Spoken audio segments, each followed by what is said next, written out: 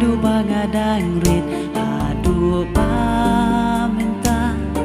yang api sumar dajing it ko may kopa kendit klem boy perkan ngatuat ki uman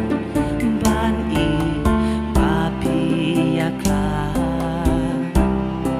ko may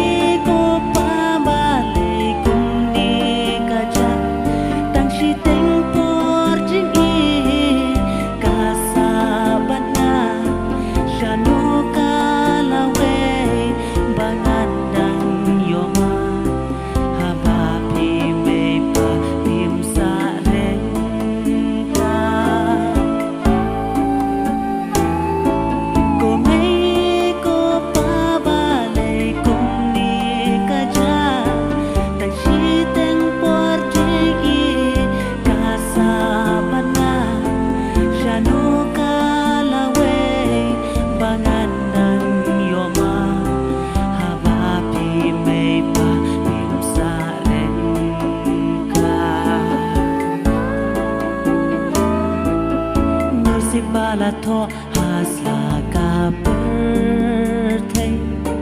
da kung ni mo happy ko pa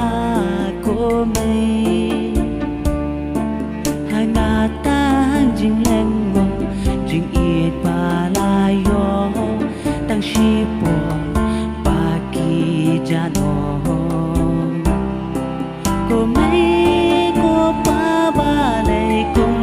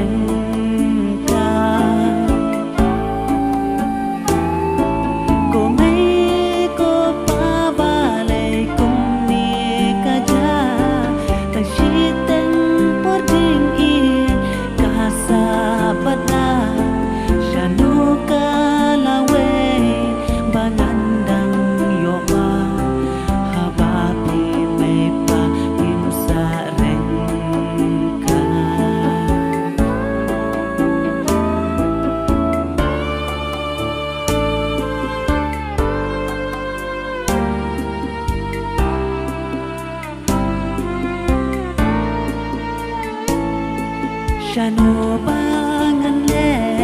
shano bangan pai, marwe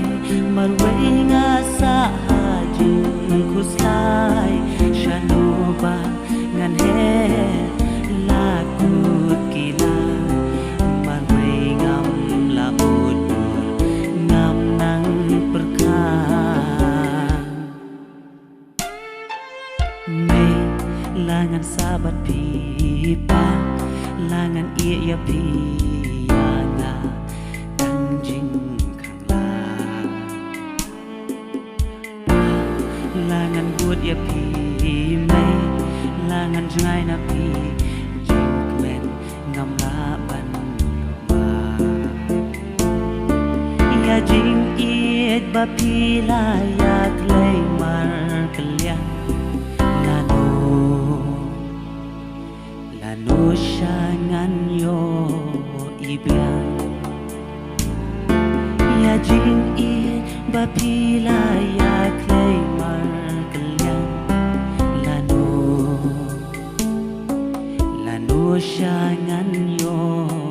ibiang